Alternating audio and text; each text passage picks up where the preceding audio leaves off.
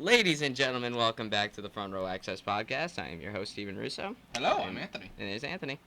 So today, boy, do we got a special treat in store. So I love this hot sauce, by the way. This is Dustin Poirier's Louisiana-style hot sauce, the KO edition made with ghost peppers. See that in the camera for all y'all watching on YouTube and possibly Spotify, if Spotify will process my goddamn videos.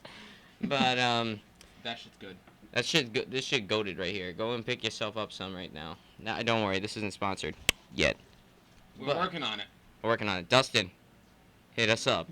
frontrowaccess15@gmail.com. Anyway, so today, speaking of Dustin Poirier, we're going to be going over UFC 291, Dustin Poirier versus Justin Gaethje, the rematch for the baddest motherfucker title. Hell yeah. I couldn't think of two better competitors, if I'm being honest with you. Come on, man. Dustin Poirier, Justin Gaethje, battle of the Austins. Are you Team D or Team J? I'm gonna give it to Dustin. You're gonna give it to Dustin? Well, a little bit of insight on that, though. Dustin Poirier and Justin Gaethje, as I said, this is the rematch of a fucking head-on collision that happened back in 2018. I remember watching that shit, and I was like, oh my god. What the fuck are these guys doing? But, yeah, so Dustin won the first match. He knocked Gaethje out in the first, and not the first round, the fucking, what round did he knock him out? The fourth or the third round? I forget exactly. But, it was a crazy fight. The second fight's going to be even crazier. And God, am I so excited. Now we have the BMF title on the line. Now, I don't know if you know this, but, first of all, before I get into the BMF belt, not only do we want Dustin seeing this, but Pepsi. You got your Mountain Dew right here. Free marketing, I promise you. I will market this shit perfectly for you. We're going to crack this on up. every podcast. Every single podcast. It might not be that original flavor all the time, But it's always Mountain Dew. And it's damn near refreshing. So anyway, let's talk about this BMF belt, or baddest motherfucker belt. So basically, it was introduced as a meme back in 2019 when Jorge Masvidal faced off against Nate Diaz in the main event of Madison Square Garden because negotiations for Kamaru Usman and Colby Covington fighting there fell through, and they did not fight until that December. So there was a whole bunch of joking going around. Like, after Nate Diaz won his fight, I forget exactly who he beat. He called out a bunch of people. He's like, at the press conference, he was like, I'm the baddest. I have the bad motherfucker belt. And that defended that tonight, right? And he just said it as an imaginary belt. But little did we know that Dana White would actually end up making it a belt because of how many people actually wanted to see that. Just goes to show how important that post-fight Octagon interview is, if I'm being honest. He said, yeah, I might not have a title, and I want that title. I'm the baddest motherfucker. I have the bad motherfucker title. So, I'm a BMF of the UFC. And Jorge Masvidal said, nah, bro. I'm a BMF of the UFC. I'm the one that grew up on the street fights. Nate Diaz, you just a petty little gangster from Stockton, California. I was the real one. So then, a bunch of scuffles happened. One thing led to another, and then Dana White ended up saying at a press event that he would make a BMF belt. He made it out of black diamonds, and it was silver. And he got none other than Dwayne "The Rock" Johnson to present the belt to the winner of the match. The most electrifying man in sports. All of sports entertainment, and arguably the baddest motherfucker ever. But, eventually, 2019 was just a magic year for Jorge Masvidal. Obviously, he went and knocked Darren Till out in his hometown. He went and kneed Ben Askren in the face. Yes, you've seen that clip plenty of times. I know you have. You kneed him right in the face, put in the fastest knockout in UFC history, and then he also went on to TKO Nate Diaz in round 5 of their fight. And it was due to a doctor stoppage. It wasn't even like he got wobbled or anything. Just because Nate Diaz has a chin of fucking iron, and I don't know how he does it, but he just does it. It is made out of an unknown material that has yet to be put on the periodic table. All I'm saying is, every single time Nate Diaz gets bloodied up, man, he just becomes even more dangerous. That dude has an unlimited gas tank. And I heard he's fighting Jake Paul next. I don't know exactly if that's the case, but if it is, then, well, That'll be entertaining. I wonder if his chin's made out of stellinium. You know, that actually might be it. Stellinium. Yeah, chemists. These two motherfuckers on a podcast just formed a new element for you. Get wrecked. Where's my $1,000,000? Please? Please. Please, I really need it. Anyway, so that's the origins of the BMF belt. Jorge Masvidal went on to win it. The Rock wrapped it around his waist, and then everybody thought that would be the last time we'd ever see the BMF title. Just a one-off thing, right? Wrong.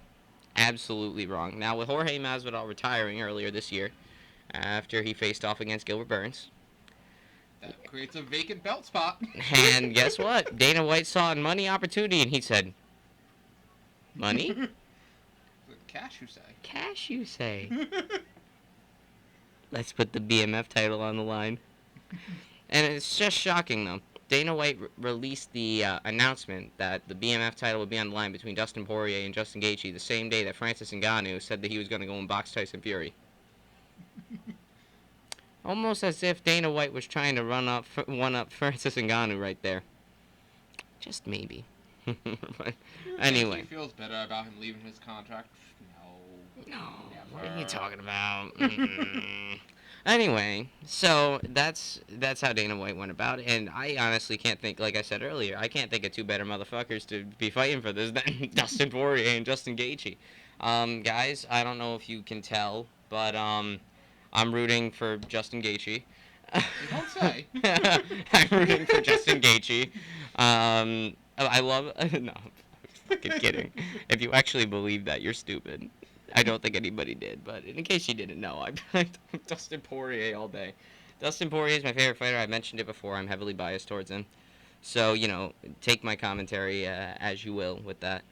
But I do get it, though. This fight's at elevation. It's in Salt Lake City, Utah, which definitely played a factor in a lot of fighters' performances last year when they went to Salt Lake City. Yep. I mean, look at Leon Edwards. He was tired the entire fucking fight against Kamaru Usman. Kamaru Usman just kept going like a goddamn machine until, 50 seconds left in round 5, and then fucking Hail Mary kick to the face, and now we got a new champion who already defended it once against the then former champion. We saw Luke Rockhold struggle with it being with being at altitude, and even though he got there very early to acclimate himself to the environment, but then again, Luke Rockhold was kind of old. But at the same time, we got to think, though. How's that going to affect Dustin Poirier? Justin Gaethje trains out of Glendale, Arizona, man. Actually, no, not Glendale, Arizona. That's where he's from. Nah, he trains out of Denver, Colorado, man. He's used to being at altitude. Matter of fact, this will be a sigh of relief for him. Fucking, because Utah's actually lower than fucking Denver. So, Gaethje's used to this shit, man. He trains at altitude all the damn time. So we got to think about, how's that going to affect Dustin Poirier in this fight? I mean, Dustin Poirier's got a gas tank, obviously. We've seen him fight 5-round wars before, and we've also seen that he possesses a lot of finishing power. We've seen that in his last fight out against Michael Chandler. We saw that in the Conor fights, giving Conor his first ever KO loss. And, then... I like how we're talking about Chandler and Greggy, and we're not focusing on them this time. That's later on. Hey, we have an episode on Chandler and McGregor. It's the second episode on here. So go and check that out if you want to. But I'm just going over their last wins.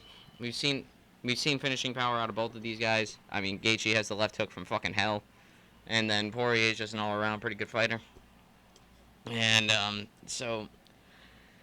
But we gotta say something, though. We also got a lightweight title fight that got confirmed, too. Islam Makhachev and Charles Oliveira. Originally, I was thinking maybe the winner of this fight might go against Islam if they don't give the shot to Charles, which I wanted them to give the shot to Charles, don't get me wrong. But you never know. UFC is UFC, and sometimes they make some booking decisions that are maybe not that great. So, glad to see that Charles Oliveira got the next shot, but I also got to go over Islam's comments on the BMF belt, though. He called it a joke belt, guys. He said that it stands for bum motherfucker, not bad motherfucker. It just shows the people that can't win world titles get that belt as a participation trophy, if you will. I don't know how you feel about that, Ant. I would think that he'd definitely be the go-to for information on that, concerning all his defense. All his defenses are against people that are outside of his division. Yeah. He hasn't fought anybody in his division except for beating Charles Oliveira. And Charles That one Oliveira, time. that one time, and Charles Oliveira forgot to wake up that day. Okay? He did not look like Charles Oliveira in there. So, um, speaking of, the dude went to defend his belt against Volkanovski earlier this year.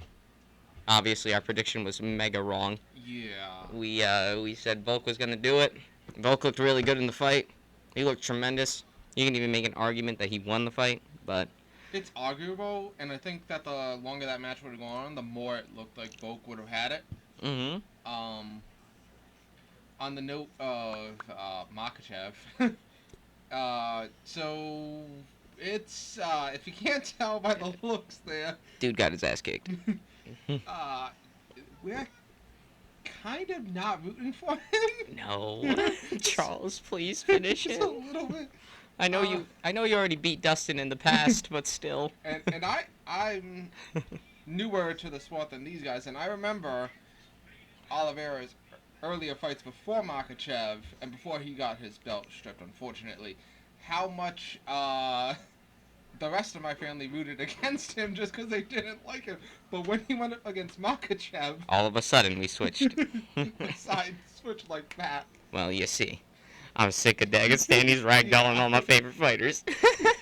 They are kind of ruthless. They are ruthless, though. Them Daggy boys, they know what they're doing, man. And it's incredible. So, I mean, we always like an underdog story, you know? So we always try to root against the absolute dominating force that is Dagestanis, but I don't know if there's going to be any beating them anytime soon. I got a lot of doubts going into this rematch. But still. When it comes to the lesser of two evils, Charles, please win. For the love of God. And Volkanovski showed that there's plot holes in the Dagestani plot armor. There's little holes in it. Armor. In the Dagestani plot armor, because it's Father Plan, obviously. But if Father Plan, Oh no, you're dragging up a lot of stuff. it's Father Plan, but at the same time, they got that plot armor with that. I mean, there was no way that fucking Islam was gonna lose that fight, man. I mean, Father Plan. After Khabib was done, it was Islam's time. Yep. Islam was gonna be champion after Khabib was done, and Islam became champion after Khabib was done. So there was no way he was gonna lose that fight, man. Let's just say he had some plot armor that he had to go in. That he had to go into that with, and then he had to go and defend that belt against a savage little Aussie known as Alexander Volkanovski. Not even in his weight class. Not even in his weight class. Not even a real defense. But, And nearly our kicked opinion. and nearly beat him. Like he kicked his I ass. also mentioned briefly that Volk might be wanting a rematch. Yeah, Volk wants a rematch against him. He wants that lightweight belt really, really bad. I could definitely see Volk being double champ. And dude, he'd keep both of the divisions busy too. That's the thing. And he'd have more defense. He'd have a lot more defenses because let's say this: Islam Makhachev went and got barely won, Scraped by with the win. scraped by with the win, because he held on to Volkanovski all around 4, just body triangle, and he wasn't doing anything else. And then he's like, "I'm not gonna fight until Abu Dhabi." Bro, you fought in February. Why are you not fighting until October? Makes no sense to me. I mean, if you once gotten newer to the UFC than, some of you guys here, but if you're a champion, aren't you supposed to defend it against challengers? Isn't that how that normally goes? It's usually how it works. But I mean, Islam put himself in a position where he doesn't have to defend it a lot, which is smart. I'd do the same thing. But at the same time, man, you want to. At least Charles was an active champion. Yeah, I was gonna say it makes a point entertainment for the community, though. Just I wait for Abu Dhabi. But here's what it is, But Yeah. Islam called it a joke belt. I don't think it's a joke belt. I mean, it's only ever been presented once, and nobody else can really have an opportunity to win it. It's not like they put the BMF title on the line all the time. Nope. So I mean, there's at least some prestige to it. Sure, it's not an undisputed title, but it's still a prize, and it still costs a lot to make. Hey, after Oliveira takes the belt back, then they'll have a BMF title, and he won't have any title. Exactly. And so it's still something, but Manifest destiny. Oliveira's got this. Oliveira has in fact got this. What are you talking about? He is going. And back Tat Oliveira, guys. Can we talk about Charles Oliveira's last win real quick? I know we're supposed to be talking about Poirier and Gaethje. We're gonna get to it, but we gotta tell the state of the lightweight division too. Freaking, did you see Charles Oliveira absolutely dispose of Beneil Dariush? Dude. I swear, back tatted Oliveira is just a mythical character. Just like contender Izzy. Those are two fighters that just can't be beat. Shit, and we might have to mention Izzy's heel turn. Oh yeah, Izzy turned heel by calling Dracus Duplessis an N-word on live television. And then turns out Duplessis can't fight in September, and Izzy will end up fighting on that September card because it's UFC Sydney, and it looks like Sean Strickland's gonna get the title shot. Strickland. Which, let's be honest, that build-up's gonna be hilarious. We already saw a scuffle between both Izzy and Sean Strickland last year, International Fight Week. Little scuffle there. So, seeds were planted. And now that the Alex Pereira chapter is closed for now, probably reassess at some given point. But for now, it's done. In which Alex Pereira is also fighting this weekend. Yes, so we have lots of fights He's on the card. He's on the co-main event, and he's fighting Jan Blachowicz, who's former light heavyweight champion. So we got a fight of two former champions. Was he interim championship or was he champion? No, he was champion. He won the vacant title after Jones said, "Peace out, light heavyweight division. I'm gonna move up to heavyweight." Then took 3 fucking years to get on. And took 3 fucking years to get back on the horse. But anyway, John Jones also got a fight with Stipe soon. We'll go over that as the date gets closer. But stay tuned. Yeah, stay tuned. That'll be an episode. Get ready. Anyway, so back to Dustin Poirier and Justin Gaethje.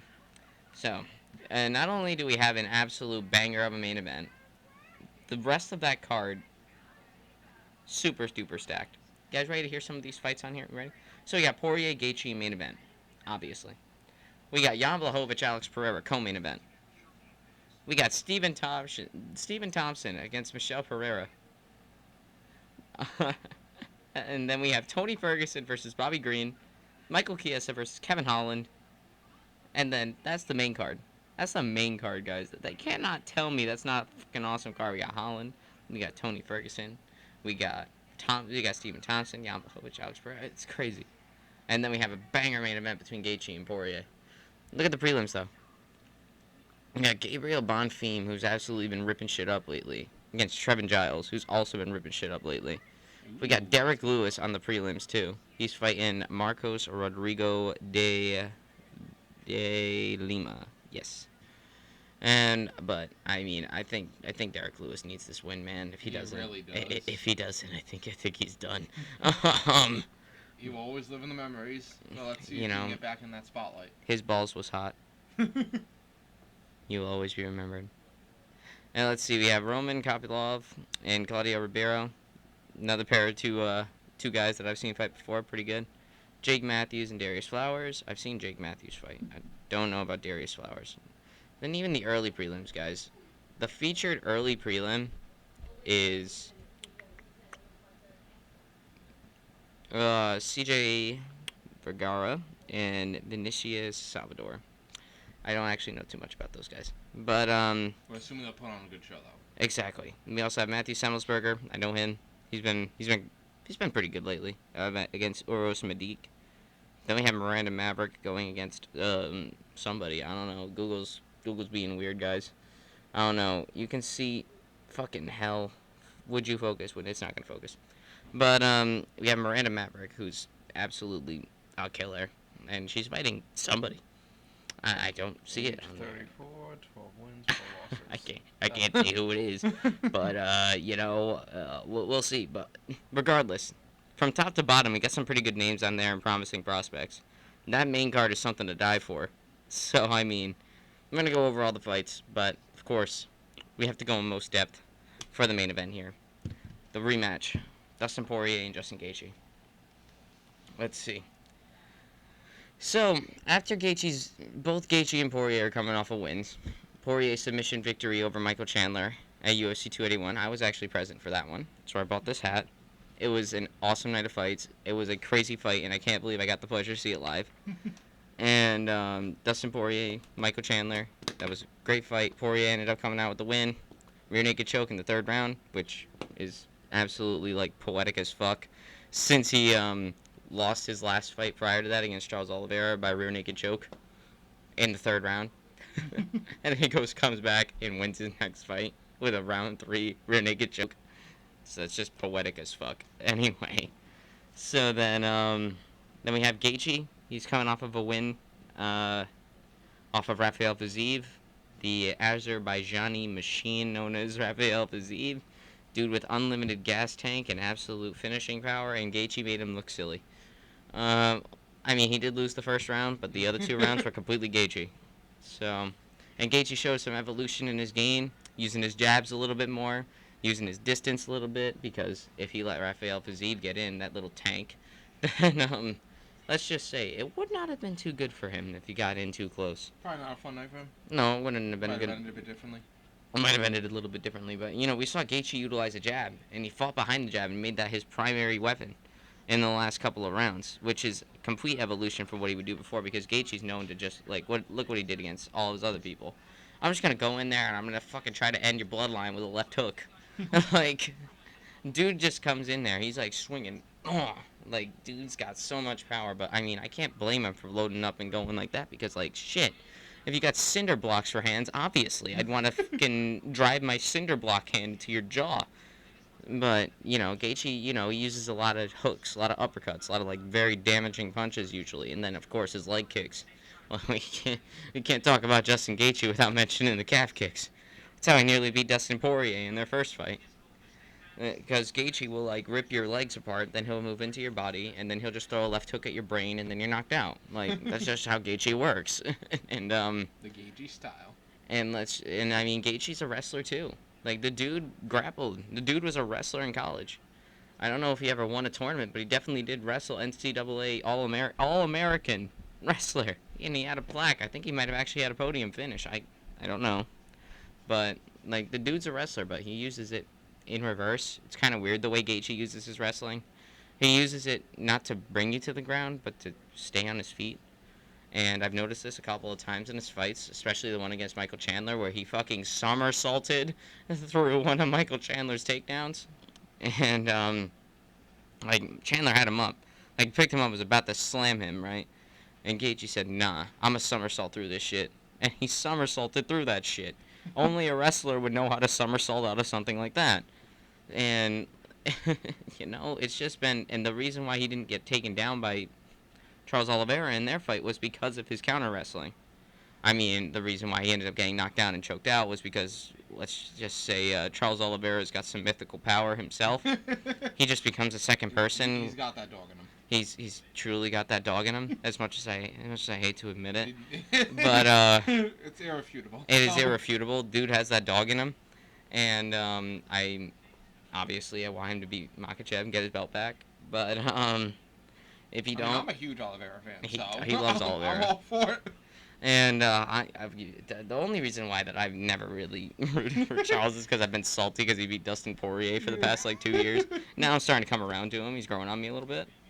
But I wanted him to win against Beneil Dariush. I wanted him to beat Islam, obviously. As soon as I started rooting for the guy, he fucking lost. So, Well, when you're in the ring with a doggy like that, I'm sure lots of thoughts go through your mind. these fucking daggy boys, man. Honestly, I feel like I know he didn't show up to that fight. Like, he wasn't at 100% like he should be. Absolutely not. But a lot of the times, I think there's also an amount of mental preparation That goes into it. Yeah, like with John Jones when he won that belt, I honestly think he was scared.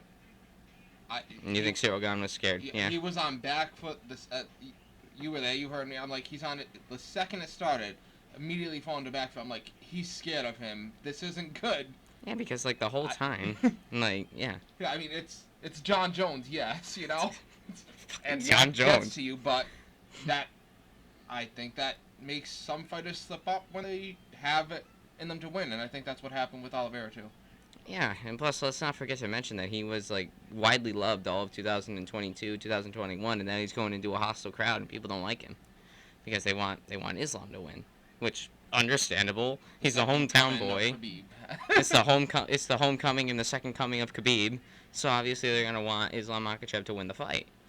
And then going into that, of course, Makhachev had more motivation than ever to become champion, and because let's just say, father plan. And he fulfilled father plan. But and going into a hostile crowd like that from being well loved, plus he was very I want to say he got a little greedy. He wanted a first round KO over Makachev, and I think he might have forgotten his fucking tactics, and he slipped up and got caught, and then they submitted. Which We're talking about the last match of Oliveira, but I think he was also stricken up by having the belt stripped. yeah, Like that dude, was huge because Brazil was trying to go strong with that. and they really were. And at the time, Davison Figueiredo was the champion. You had Charles Oliveira as the champion. You had Glover Teixeira as the champion. So there was a ton of Brazilians that were champion. So obviously, when the belt got stripped of him, when he missed weight by half a fucking pound, Lay it, off the cheeseburger, man. like lay off the cheeseburger, man. Go and take a shit. But like, uh, it's safe to say that he was Stricken up. he was just rung up by that. He's like, yo, I won this fight. Where's my belt? I just choked out Justin Gaethje, Mr. Cinderblock Hands himself. But I didn't win. Like I didn't get my belt, which fucking holy shit. And it's a lot going into a fight against Makhachev, and then he just slipped up. But regardless, that's Charles Oliveira. Yeah. And I'm gonna talk about Gaethje here. Now I mentioned his counter wrestling, how he didn't get taken down by Oliveira because of his counter wrestling, how he was able to somersault through Michael Chandler's single leg takedown because of his counter wrestling. The dude knows how to stay on his feet with the wrestling. The dude knows how to wrestle. I hate it when people are like, Gaethje can't wrestle. I'm like, fuck yeah, he can. He uses wrestling to stay out of being taken down. Mm-hmm. It's like a reverse wrestling It's strategy. perfect. And then Are you gonna somersault through that takedown? I'm not gonna somersault through that goddamn takedown. That's for damn sure. Look at my. I don't know if you can see it. Look at my fucking elbow, man. That's when I attempted to somersault through a takedown. Okay, I failed brutally. You know who didn't though? Justin Gaethje, and that's gonna be one of his keys to victory. If I'm being honest, is his counter wrestling and him using that jab. And let's not forget to mention in the first fight with Poirier, the calf kick was money for Justin. It was there all day, every day. He was chewing up Dustin Poirier's leg, and it got Poirier compromised. It got him in trouble a couple of times, but of course, Poirier being Poirier, pulled something out of his ass and ended up winning. Just like he did against Chandler, he got absolutely dominated on the ground in the second round, nearly finished. Like a horrible round for Dustin Poirier. You can argue 10-8 Chandler for that round, but as soon as he got up and Chandler went for the takedown again, Chandler rushed the finish. Poirier took top position, got his back, and, choked him out. Poirier, fucking, when the bullets are flying, give me Dustin Poirier type of deal. Like, dude, even in the first round, like, early in the first round against his fight against Michael Chandler, Chandler had him hurt. Chandler had him in trouble. And Chandler had Poirier against the cage, but he started winging punches, and that was what caused him the thing. Poirier caught on. He started blocking him a little bit, slipping and rolling with the punches, blocking his freaking body kick with his little crawfish guard that he always does. He's like this. It's like that's how he blocks his shots. He uses his elbows and his forearms to block shots. So he's like swiping away Chandler's body kicks, and he's like dodging, he's weaving, and then eventually Chandler got a little too crazy, and then Dustin hit him with the left hook and dropped him. And that scored as a knockdown, and knockdowns score more than takedowns. So that's how Dustin won that round, and then he absolutely unloaded on him. The referee was right there, getting ready to finish the fight. Hold on one second. Okay, we're back. Sorry about that, homies. Lawrence, help us out. But Gotta get a do. oh, he had to get a do too. So Mountain Dew, Pepsi, reach out, please. Front row access 15 at Gmail. Send us some promos. Send us Mountain Dew too. Yeah. Send us Mountain Dew too. I mean, hell yeah, dude. I'll market the shit on my podcast. Anyway, back to Poirier and Chandler. Can you imagine a special edition front row access Mountain Dew clear? Dude, that sounds like a dream come true. What are you talking about? That sounds like an absolute dream come true. I want that to happen so bad. And especially if we get the Poirier sauce and sponsorship too in one episode, and we have a special edition Poirier fucking dude. That'd be amazing. I just completed life. If that happens, fuck having kids and buying a house. Nah, fuck that shit. Fuck being rich. Nah, I had a special with Mountain Dew and Dustin Poirier sauce. I have one. Anyway, so Dustin Poirier, at the point I'm getting at, is the dude can make reads on the fly and very quickly. It's one of the things that I absolutely love about When you're him. in the shit show, he's the guy with the plan. And when he's in the shit, he's the one that brought the toilet paper to the shit show, type of deal. And I really hope that doesn't get made into a saying. it won't. Don't worry. We're not popular enough yet. And so anyway, Dustin Poirier can make reads on a fly, and Gaethje struggles with that. Gaethje has one game plan, and he usually sticks to it. He can't make adaptations while the fight's moving on.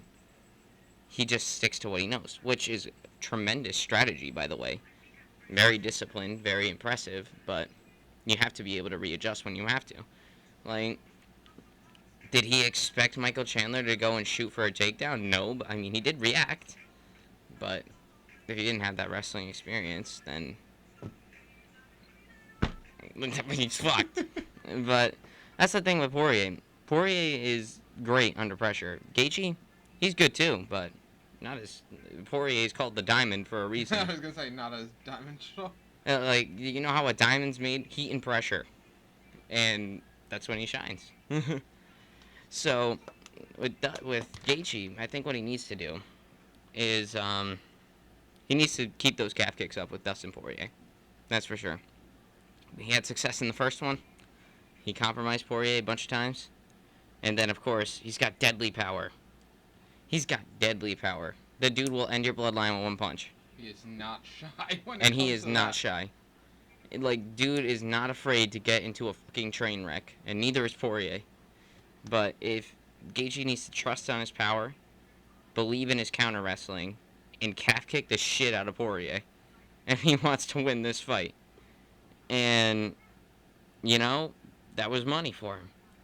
And, you know, that wrestling background, that left hook from hell, but it also, based on his last performance, it makes us wonder, is he going to try to keep Dustin at distance now that we've seen him use that jab multiple times to keep people at bay in order to prevent himself from going into a firefight? I mean, obviously Gaethje isn't afraid of a firefight, but firefights are damaging, and you know, physical damage is detrimental to your career. And it also makes him less of a one-trick pony. Exactly. Being able to hide behind the jab. Because, you know, Gaethje's usually an inward fighter. He goes in there and he just wants to fucking pound your face in, you know, like kick your legs in. Like, he'll make you be able to see your leg, but you won't be able to feel that shit type of deal.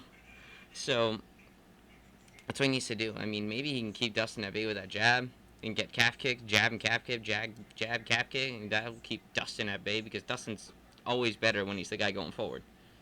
If he's the guy advancing, then, and all Gaethje has to do is just hang back and keep Dustin away. If he keeps Dustin away, then, well, that's strategy number one. Dustin can't say that he won't make adjustments, but you never know.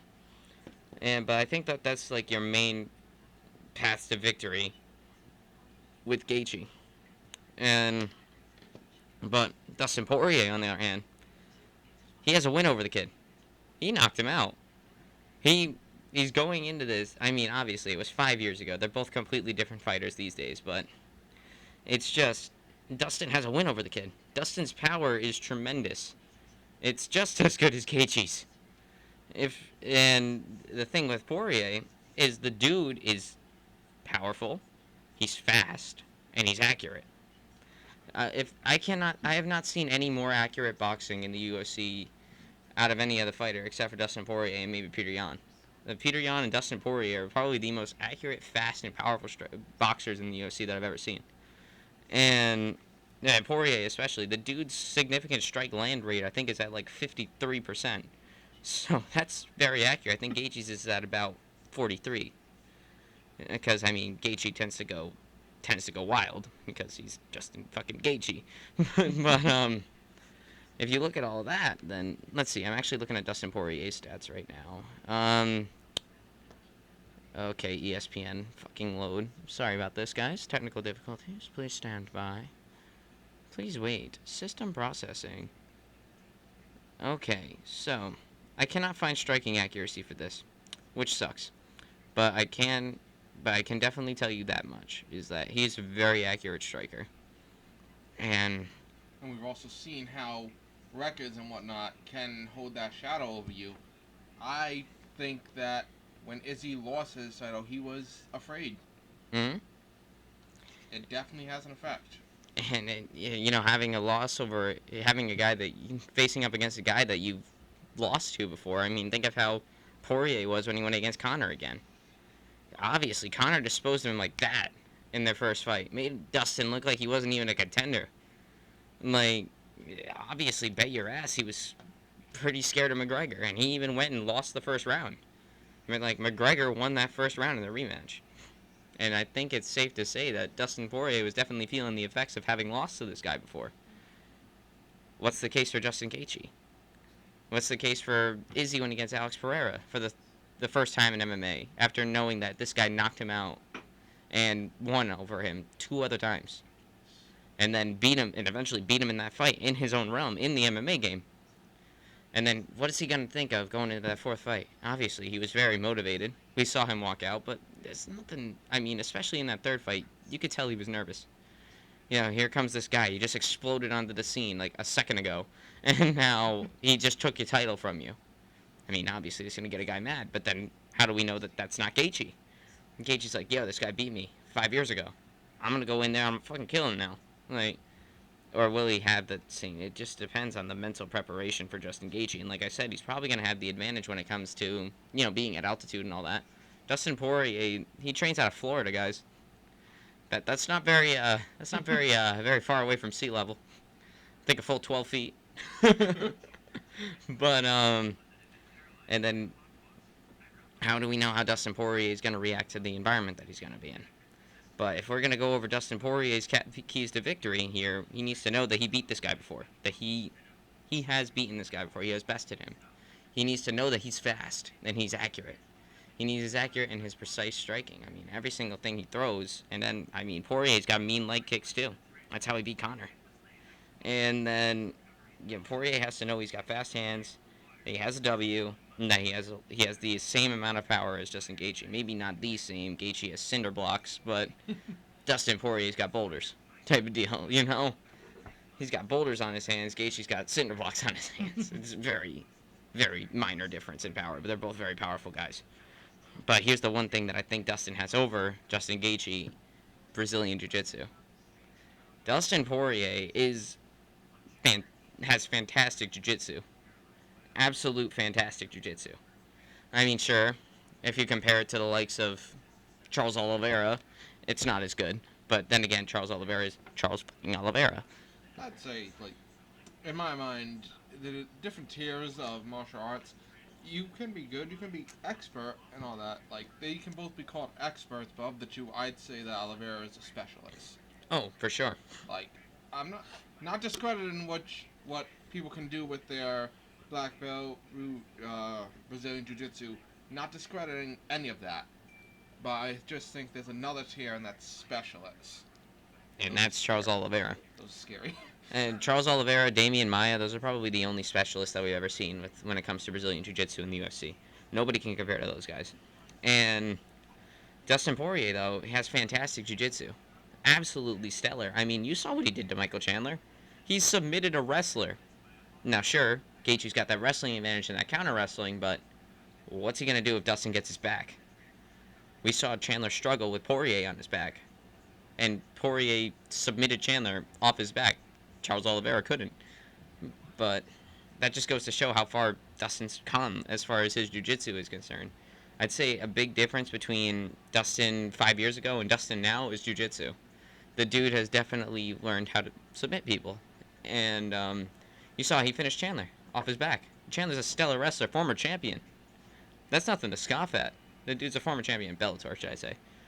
He hasn't won that UFC gold yet. But, that's the thing. So, I think that if Dustin could get a hold of Gaethje's arm, what's going to happen? What if Gaethje's counter wrestling doesn't work? What if Dustin becomes a human backpack? Which we've seen him do to Michael Chandler. And what happens if Poirier gets full mount? We saw what he did to Max Holloway, triangle armbar. You try to pull off a triangle armbar in the UFC. That's just hard as fuck. But, what happens if Poirier gets a dominant position and knows what he's doing? Because both Dustin and Justin can get caught up in the lights all the time. Get caught up in the fight, get caught up in the atmosphere. They could definitely lose their tactics. It's very easy for these guys to lose their heads when they're doing something like that. I mean, obviously, you're in a fight. You're in there with the dude that wants to kill you. Like, the only thing stopping you from dying is a goddamn referee. Like, for real. And, but if Dustin can keep his jiu-jitsu in mind, which he's definitely been doing, I follow both of these guys on social media, and Dustin does a lot of jiu-jitsu, that's for sure. And, of course, Gaethje does too, but I mostly see Gaethje boxing. But then again, selective with what you're posting, Dustin Poirier just likes to show that he's on the mats a lot, That doesn't say that Gaethje doesn't have jiu-jitsu himself. Of course he does. But I just don't think it's as good as Dustin Poirier's. And I think if Dustin Poirier can get a hold of his arm, grab his neck, grab his back, or grab a leg, I've seen him attempt heel hooks before, then I don't know what that's going to spell for Justin Gaethje. I mean, he got submitted pretty easily from Charles Oliveira and from Khabib, like that. But then again, that was Charles Oliveira and Khabib, specialists on the ground. But we've seen wrestlers struggle against jiu-jitsu fighters, but we've also seen jiu-jitsu fighters struggle against wrestlers. Wrestlers got the pressure and the high pace, the top control, all of that. So, if that's the path to victory, I'd say that's the path to victory for both men. Gaethje's got to keep those calf kicks up, maybe keep Dustin away from him. And if he gets in, he needs to trust in that left hook from hell. And, but Poirier has to keep in mind is he's got the same amount of power, almost equal. He's faster. He doesn't load up. He's a lot more crisp. He's a lot more calculated, more accuracy. And, he won against the kid, and he has to trust in his jiu-jitsu. I think that's the path of victory for both of them. I mean, Anthony, you got anything there? Not much else to add to that. I know it's going to be a hell of a match to watch, and I'm wicked excited. Dude, it's going to be a fucking train wreck. It's going to be fucking tremendous. I can't wait for this shit. It's going to be banging and slanging, bro. And I'll be happy with either result. I think you'd be happy more for Dustin than anything else. But you got to keep in mind, though, guys, Dustin Poirier and Justin Gaethje are like the two people that I always root for. Doesn't matter what fight they're in, and now they're fucking fighting each other. And I'm like, oh, man. Why? Because, if you like both of the guys that are fighting, sure, you win either way, technically. But, nah, man. You see my Poirier sauce. You see my shirt.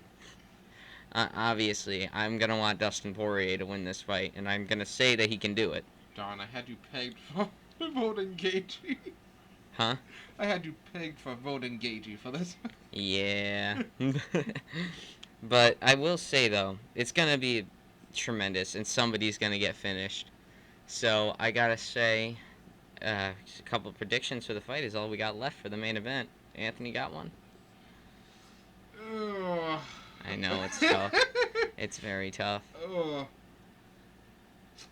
I feel like Gaethje Cinderblock is going to knock Dustin out. Third round Gaethje by KO. Alright, I got you. I got fourth round submission Dustin Poirier. So, we'll see what happens. But, of course, I can talk all day about this main event. I can talk all day about both of these fighters. I love them both. They're both the boys that I always root for, no matter what fight they're in. But, when it comes... You could do a podcast on both of them. I really could. Just a Justin Gaethje special, and then a Dustin Poirier special. Fuck it, we'll do a Charles Oliveira special just for you. Yeah, but, yeah, that's a good idea. Actually, let us know in the comments, all the people on YouTube. Watching this on YouTube, let me know in the comments if we should do, like, special episodes for fighters. Just go over one fighter. I'd love to do one on Volkanovski too. So anyway, I could talk all day about the main event, like I said, but I can't ignore the rest of this card, man. Look at that co-main event there. Jan Blachowicz and Alex Pereira. What more do I have to say? What more do I have to fucking say? It's a battle of former champions. We have Alex Pereira. Both Alex Pereira and Jan Blachowicz are the only people to beat Israel Adesanya in the past couple of years. And let's be honest, Izzy's been unstoppable lately, except for Alex Pereira and Jan Blachowicz. Both of them have wins over Adesanya, and both of them are former champions. Alex Pereira obviously destroyed Izzy's 3-year long title reign as middleweight champion in his third MMA fight ever. And very few who have beaten the last style bender. Very, very few have beaten the style bender. And Jan Blachowicz, obviously, he's an old champion too. He won that vacant belt after John Jones said, "Peace out, light heavyweight division. I'm gonna go move up to heavyweight." Jan Blachowicz and Dominic Reyes were in a vacant title fight, and Jan Blachowicz won. And then he actually, obviously, he went on to lose it in his first defense against Glover Teixeira. But his first defense at his weight. Clapping for that man, Teixeira. Teixeira. The dude was great. The dude, amazing. Absolutely stellar career. He's put on some bangers. We love Glover Teixeira here. But Alex Pereira is getting trained by Glover Teixeira. That we should mention. And Glover Teixeira has faced Jan Blachowicz before and beaten him. So automatically, I think you'd give Alex Pereira the advantage. No, what's good? I didn't follow the whole Pereira Adesanya track as heavily as you and my older brother, who eventually will be on here one time or another. But you guys said that he cut a lot to make weight for like the Izzy fights and whatnot, and that he should be a lot more comfortable here too, right? Oh my gosh, he's gonna be way more comfortable at light heavyweight. You see, Alex Pereira weighs upward of 220 pounds. That dude is huge. He is 6'4" and 220 pounds, and no, he's not fat. The dude is carved out of fucking mahogany. Like, dude looks like a statue. And dude is built like a fucking truck. Dude has maybe 1% body fat, if that. And he's 220 pounds of just pure fucking muscle. And that's nothing to scoff at, dude. Dude has a build. I remember I was live when Izzy lost to Pereira in their first fight in the UFC. And I remember seeing Alex Pereira going in there, and I was like, oh my god, he's fucking huge. Izzy's big too, but he's just tall. He's tall and skinny. He's not tall, lanky. He's not tall and cut like Alex Pereira was. I remember looking at Alex Pereira from my fucking seat, and I was like, oh. He's fucking huge. Oh, that's what you're up against. Okay. Of course, me still believing that Israel Adesanya could do it. And he did almost do it. Until the 5th round happened. But anyway. Alex Pereira is 220 pounds. And he should be fighting he could fight naturally at heavyweight. But of course, he's just, I think, a little too small for that division. Tiny bit. I'm sure he could hold his own. If he connects, you're dead. I don't like. I wasn't a believer of John Jones, but I would go with John Jones if they would meet in the ring. I'm sorry, I love you. But John Jones is John Jones, so I really can't blame him for this shit. Immovable force. It's the unstoppable force. The unstoppable force. And then, it was a crazy, I think Alex Pereira might be a little too small for that division, but he's also this big-ass motherfucking Brazilian that if he touches you, you just fucking die. So, hypothetically, if he were to go into that division, I could still see him doing it because they're not really known for their cardio, and I could definitely see Pereira just wearing them down. Maybe not as quick finishers, like first, second rounds, but I would still give him the advantage in most fights. But anyway, safe to say that at that weight and at that kind of build, he'd be much safer at light heavyweight. And guys, this guy was a light heavyweight division, what we say, light heavyweight division champion when he was in kickboxing. And he was middleweight and light heavyweight. And he defended both of those belts. And, but when you're cutting down from 220 to 185, that's a tough cut. that's like damaging to somebody's career. I mean, Alex Pereira, he's young. Well, he's 36. He's got some number on him, but still, weight cuts While he like was doing it. weight cuts at that age though, they're definitely a little bit harder. And oh, what the fuck? And we're back. So like I was saying, if Alex Pereira went to heavyweight, I think he'd struggle a little bit with his size. But at light heavyweight, dude fits right in. I mean, if you look at the light heavyweight top 10, right? I can see Pereira beating every single person in it. Even in the top 5, I can see Pereira winning. Top 3, even. I think he could even beat the champion. Oh, yeah, I mean, obviously, if the championship wasn't vacant. Because Jamal Hill had to go and rupture his goddamn Achilles. And now the light heavyweight championship is vacant again. This division's a mess, guys. But you look at... Perez the guy to straighten it out? I think he will. Or at least put some competition in here. Because you need that one guy at the top. You can't just be passing the belt around like hot potato, you know what I mean? Yep. I mean, yes, it's nice to see a new champion get crowned, but like... You want a champ, not the champ at the moment. Exactly. And then Jamal Hill, obviously, he's impressive as hell. I love Jamal Hill. He's one of my favorite fighters on the roster right now, but dude went and ruptured his Achilles. He's going to be out for probably a year. Yuri Prohaska, fucking worst shoulder injury in UFC history. He's out. And he's a former champion, too. We have Magomed Ankalaev, who went to a draw with Jan Blachowicz in a light heavyweight championship fight. And then we have Alexander Rakic. He's still hurt. He tore his ACL in a fight. And then they have Nikita Krylov, which I don't even know what the fuck Nikita Krylov is up to these days. But, and then we have Johnny Walker. I mean, he's pretty fun.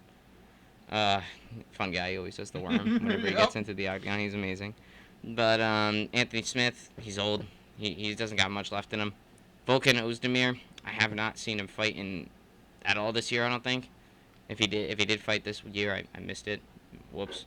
And we have Ryan Spann, which he's looking promising right now, but I think once he gets deep into the top 5, I don't think I see him beating Magomed Ankalaev. I could see Pereira beating Magomed Ankalaev. I can see Pereira beating Jamal Hill. I can see him beating Yuri Prohaska. Honestly, I think Alex Pereira at light heavyweight will be a very dominant champion. He will fuck shit up in that division. But, of course, Jan Blachowicz also has a little bit of fucking plot armor behind him with this whole Polish power thing. But, dude's just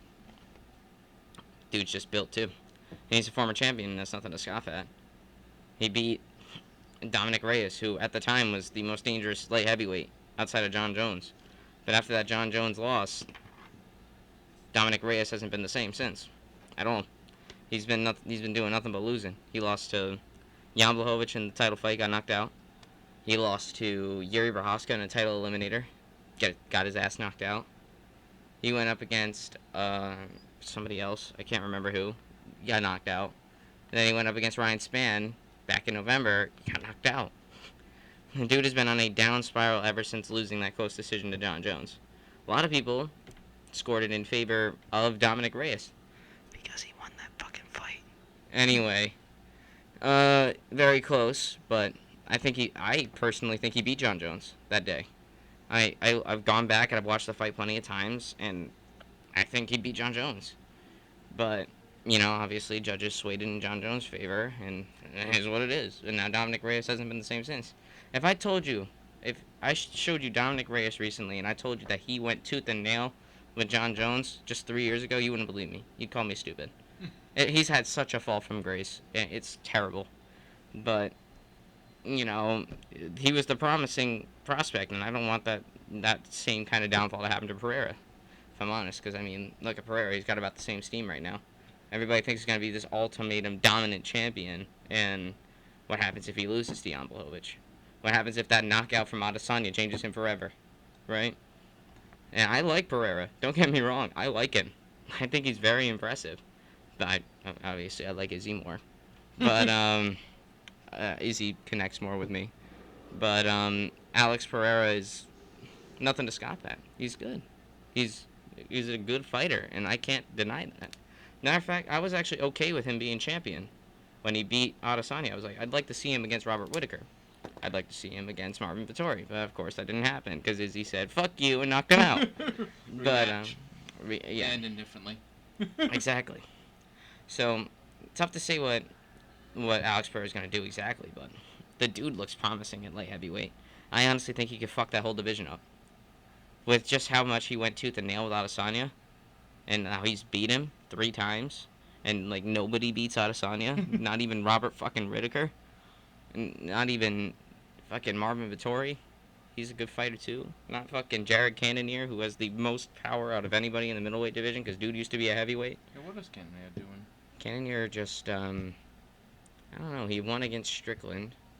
Actually, hold on. We're gonna go off on a little bit of a tangent here. I gotta see what Jared Cannonier's up to. I know he won against Strickland last year in a fight that, well, I honestly think Strickland won. But, Judges, we respect your decision. judges didn't like my decision. But, fucking hell, continue to cite. There we go. Let's see. Oh, yes. Cannonier just beat Marvin Vittori back in last month. I forgot about that. Okay. Yep, unanimous decision against, Marvin Vittori, thank God. I don't really like Marvin Vittori, guys, I'll be honest with you. Despite him being Italian, and I'm half Italian, but fuck that guy. And then he beat Sean Strickland, which he shouldn't have beat Sean Strickland. I'll be honest. He beat Derek Brunson, brutal knockout there. He beat Kelvin Gastelum. I watched that fight live, not live, but I watched it when it happened, and then he lost to Izzy. So he's been winning, only losing to the likes of Robert Whittaker and Israel Adesanya in the past couple years, which valid honestly. And he's 38 years old, and dude's still killing it. So I mean, good on him. But yeah, that's what Cannonier's up to. But honestly, if I'm gonna be honest here, I mean, Jan Blachowicz got the power, but I think Alex Pereira has a whole lot more power. Plus, if he's training under, I mean, if Jan Blachowicz can take Alex Pereira down and beat him that way, he'd win, because I mean, that's how he beat Adesanya. He took him down and he beat him up on the ground, and that's how he was able to beat him when Izzy went up for double champ status. So if he can do the same to Alex Pereira, because Alex Pereira is very similar to Israel Adesanya as far as fighting style is concerned. So they're both these long, rangy striker guys. They're specialists, but with striking, not like a specialist in grappling like Charles Oliveira. But I'd say they're in that specialist class, but for striking. That's why they've been able to beat so many wrestlers. And I mean, if Jan Blachowicz can take Alex Pereira down, I think that's, and I mean, he does have power too, but I just don't think he has as much power as Alex Pereira.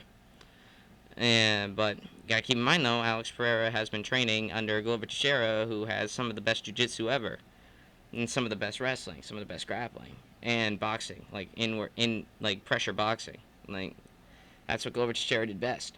It was so you got to think about how's that gonna affect Jan Blachowicz if Jan Blachowicz is on top, but Alex Pereira has a deadly fucking guard. What happens if he starts throwing up triangles? What happens if he starts throwing up arm bars, guillotines, taking his back? Will he show that Teixeira jiu-jitsu and beat him that way? He could. You never know. But training under Glover Teixeira like that, I'd have some hope for him. But I think Alex Pereira all he has to really do is keep that takedown defense and connect. Yeah. And connect. If he connects to Jan Blachowicz, I don't think Blachowicz is going to be in there for much longer. But I mean, Blachowicz, I think he needs to take him down. And I mean, he's got, or maybe catch him like swaying into a strike, like say like Pereira moves left and he throws a left hook or something. Then yeah, you can catch him that way. Because I mean, Jan Blachowicz has power that it's nothing to scoff at, but it's not Pereira power. It's not Powhatan power. You know, it's not Stonehands power.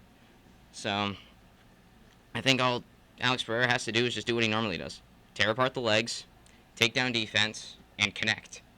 If he does all of that, clear victory for Alex Pereira. So, safe to say, I'm going with Alex Pereira by a round 2 knockout. Um, as far as fighting goes, I do like Pereira better. I'm gonna say it's a 70-30 split for me.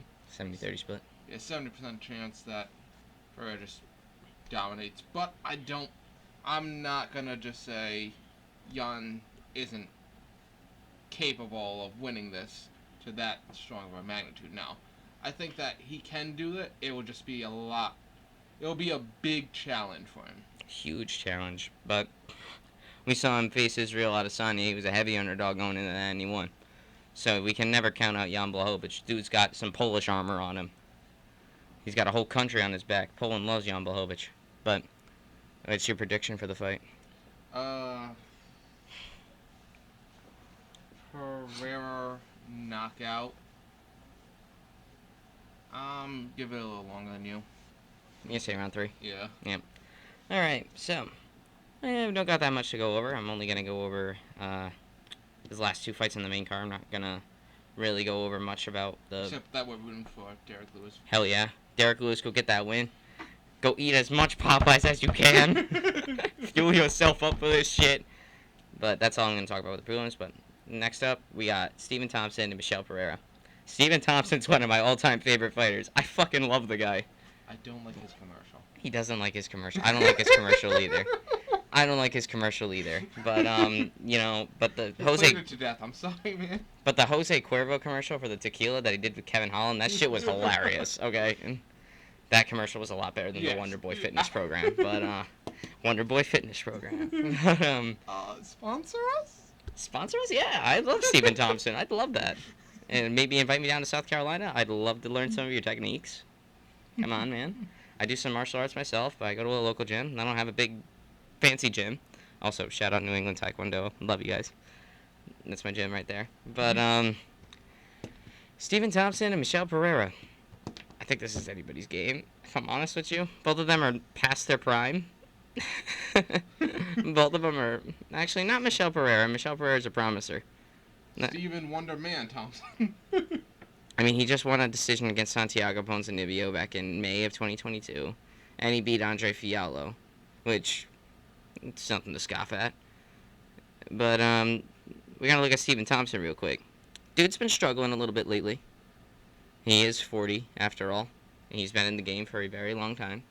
But in his last time out, he went against a promising contender in Kevin Holland, who went 5-0 in 2020. And absolutely powerful guy, and he's only like 20-something years old. Let's see, how old was he? He's 30. Okay, maybe not 20-something years old anymore, but back in 2020, dude was crazy. Even in 2021, dude was crazy. He's a promising contender, and everybody thought Stephen Thompson was gonna lose, because Stephen Thompson had been struggling for a little bit. But he went in there and showed you exactly why. He's Stephen fucking Thompson. He's Stephen Wonderboy Thompson. And why no grappler ever wanted to stand with him. Because Kevin Holland and Stephen Thompson didn't want to take each other down during that fight. They're both strikers. Stephen Thompson showed why none of those grapplers wanted to stand with him.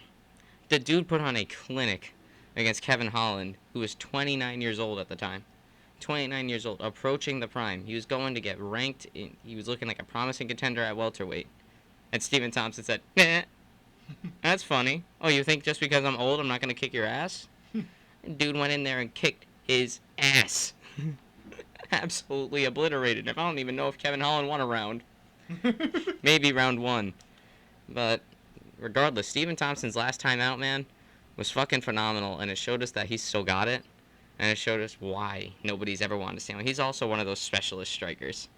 Just the thing that he struggles with is takedown defense. If he was a specialist striker with good takedown defense like Izzy or Pereira, he'd be going places. He'd probably be champion right now, if I'm honest. But,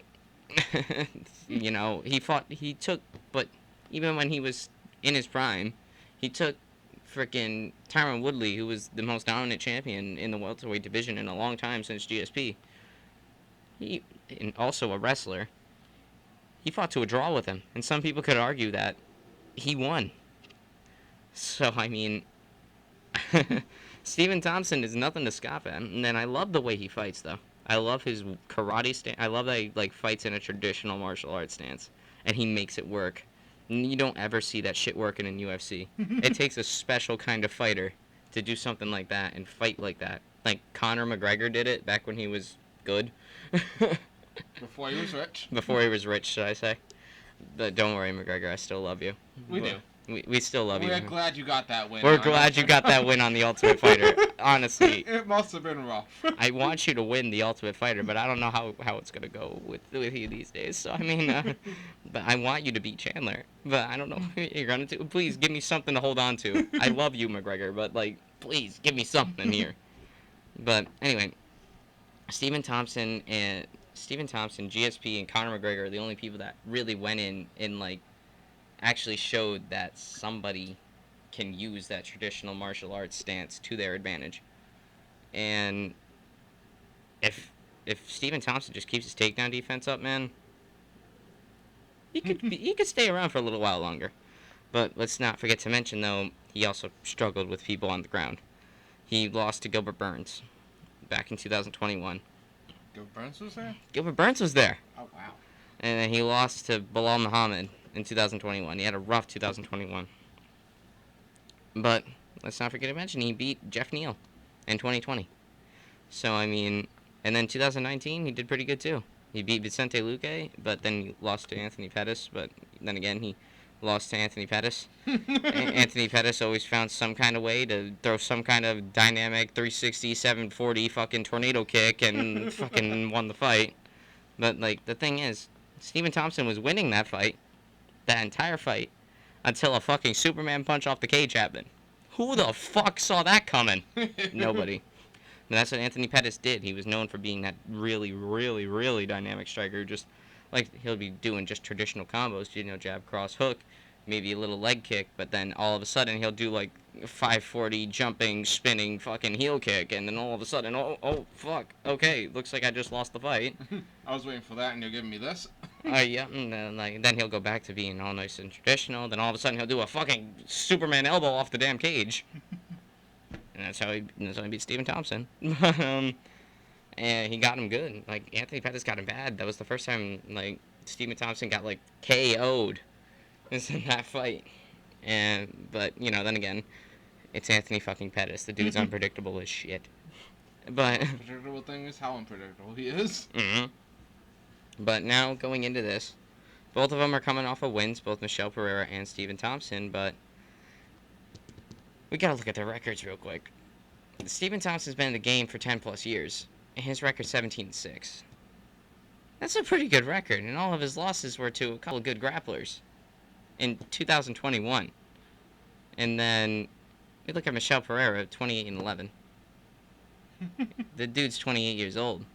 I know records aren't everything, obviously, but looking at that, that's gonna say something. Like, this dude who's young, 29 years old, and he's 28-11. And Stephen Thompson, this old motherfucker, 40 years old, but 17-6. And won no contest. And that no contest, you can score in favor of him. So, I mean, if Stephen Thompson can do what he does, do what he did to Kevin Holland, and, like, just find that kind of flow state again, then, dude, I'll be honest. I think Stephen Thompson's got it.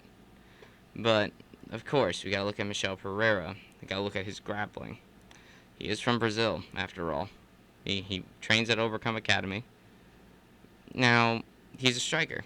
So, I just found that out now. Thank you, Google. But, we got Stephen Thompson kickboxing, Michel Pereira striker. If they're both primary strikers, Giving it to Thompson. I'm going to give it to Thompson. I'm going to be honest. I think Stephen Thompson's going to win this by unanimous decision in round 3. By decision? Mm-hmm. You don't see a KO? I don't think so. I think he's going to play it kind of safe. Yeah. I mean, he is 40. Oh. But he's also Dynamic, Stephen fucking Thompson. Dynamic exit, yeah. I don't know. What do you think? Oof. So, I'm going to say Thompson, yeah. I'm going to say Thompson. But I want to give him a KO. And just for the hell of it, I'm going to say first round. Towards the end. Towards the end of round 1? Yeah. KO for Stephen Thompson. Alrighty. I'm hoping that the other guy will be like, oh, he's a 40-year-old, I've got this. And then get fucked like Kevin Holland did. Alright. Now, probably the most depressing fight of the night. Tony Ferguson versus Bobby Green. Oh my god. Tony Ferguson, please. Please win this fucking fight. You're breaking my heart over here, man. Oh, man. I don't need to say anything about Tony Ferguson. The dude's a boogeyman. The dude is an absolute wild man and will do absolutely any and everything to try to win a fight. He's so unpredictable, and if he can just get back to that and not get caught and make better decisions and like not trying to take down Nate Diaz. Yeah. Like, oh my god, please. If you fight smart and just do what you did in round 1 against Michael Chandler, that fight when you got your chin absolutely destroyed, you won the first round. You had success against Michael Chandler. And Michael Chandler is a top 5 contender right now in the UFC lightweight division, which is the deepest division in the UFC. Next to probably bantamweight. But, dude, Tony, man. You are 39 years old, and you are on a gigantic losing streak. You have lost 6 straight fights. I'm so sad. You were so good. I thought you would beat Khabib, type of deal. I thought you would give Khabib trouble at least. Maybe not beat him, but give him trouble. Because Khabib, nobody gave that dude trouble. The most trouble he was ever in was when he was caught in a guillotine by Dustin Poirier. That shit was tight. I don't care what y'all say. That shit was tight as fuck. If Dustin Poirier went full guard, I don't know what would have happened. But, you know, too bad Father was there, and he's not going to tap in front of Father. So, you know, poor Dustin. The dude came the closest out of anybody, if I'm honest. I mean, sure, McGregor won a round against him, but didn't really get him in trouble. Dustin Poirier got him in trouble. He caught him with that guillotine. He squeezed for dear life, like not like there was a title on the line or anything, you know. But I don't care what y'all say. That guillotine was tight. But enough about Khabib. Tony Ferguson, dude, what the fuck is going on with you? You haven't won since you beat Donald Cerrone in 2019. Yikes. That was 2000. It's been 4 years, and I've been watching you lose. You are one of my favorite fighters, and you're just losing. I'm so sad.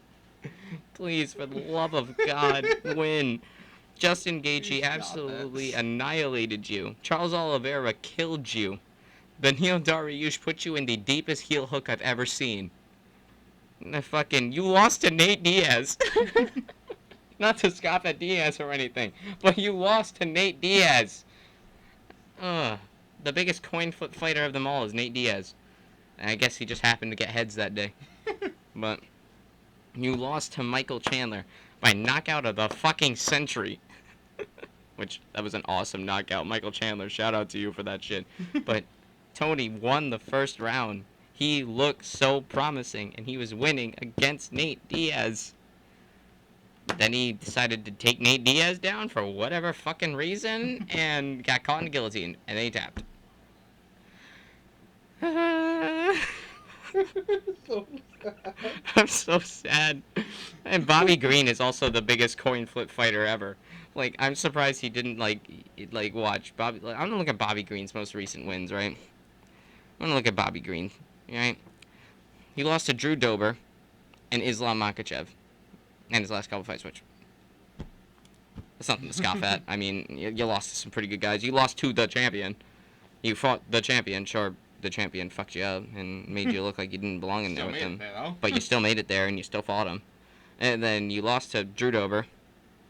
But then you won against Ally Quinta, but then lost to Rafael Fiziev. Like, a home dude went and fucking... I'm like, yo...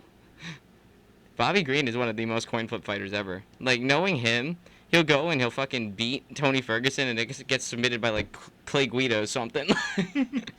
Like, that's who Bobby Green is, alright? Listen, this is going to be the pick-me-up that Ferguson needs, okay? I really think it is, but I can't help but have doubts. But I know if I doubt it, I'm going to make it happen. Never doubt. He's got this. But I want Tony Ferguson by a round 3 submission. What do you got? I got Ferguson by round 2 submission. Round 2 submission. All of those losses, keep in mind, I'll buy some serious contenders minus Diaz, of course. Then But minus Diaz. hey, Minus Diaz. flip that coin, flip that coin. Take your shot. Diaz, The the rest coin of flip. them, they're all woof when you step in the ring with.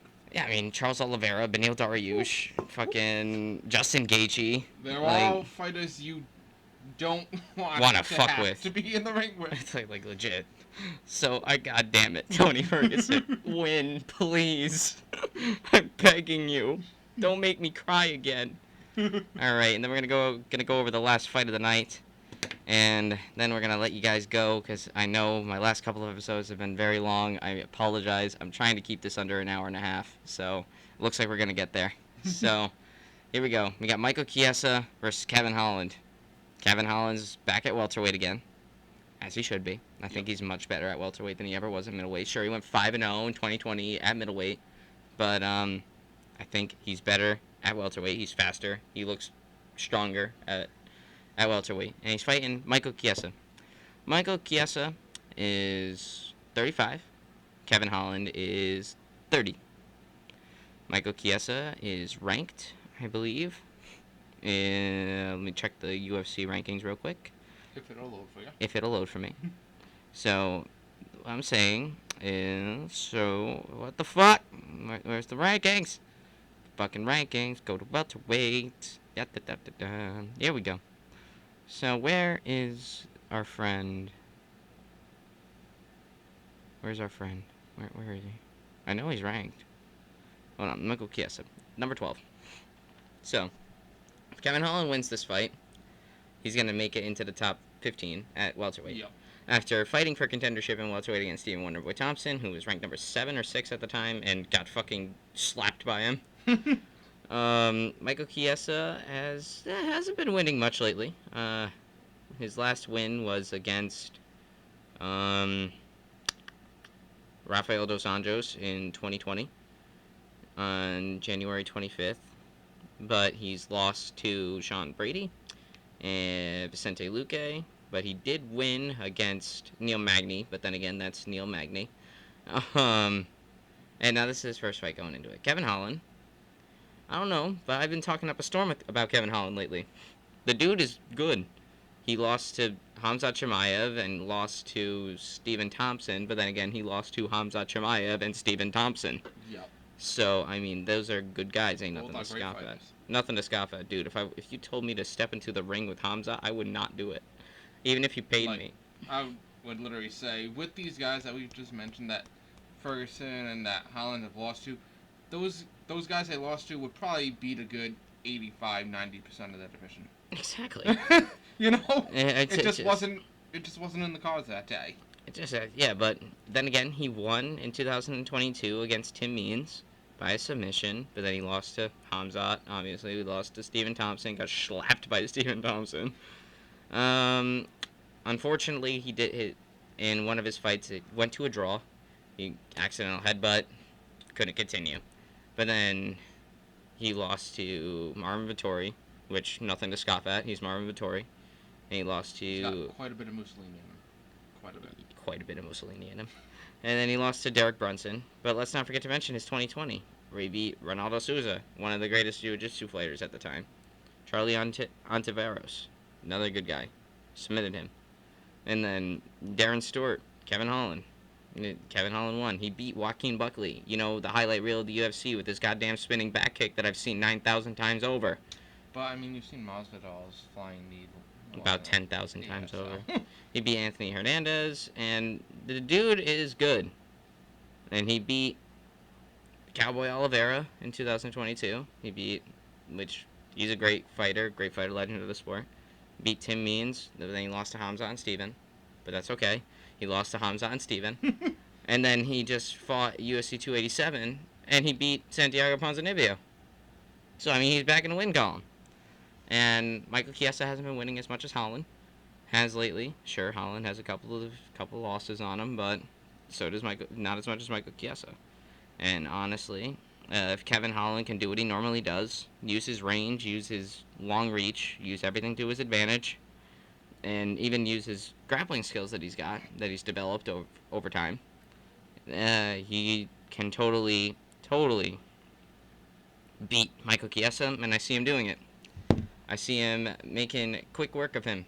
Round 1 knockout for Kevin Holland. I'm gonna give him to round 3. Round 3 knockout.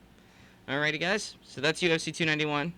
We're super stoked for it, and we're definitely gonna do a reaction to it afterwards. And then, of course, part 3 of our Lincoln Park special will be made, and then you will have all the parts uploaded at once because I'm a nice person, and also because I had technical difficulties uploading them in parts. But we're just gonna ignore that. So anyway, till then, keep your Poirier sauce on your fucking tacos. Drink your Mountain Dew. And make sure you watch UFC 291 live on ESPN Plus pay-per-view. Starts at 10 p.m., but you don't want to miss that undercard, guys. Derek Lewis on the undercard. Come on, we got the Trevin Giles on the undercard. Freaking Claudio Ribeiro on the undercard. Stat card from top to bottom. Super stoked for UFC 291 this weekend. Make sure you guys tune in. We're going to be watching it. We're going to watch a great it. night for any fan of UFC, honestly. Any fight fan is going to love this fight. And, of course, I got Dustin. Let's go Diamond. And have a great one, guys. Thanks for watching.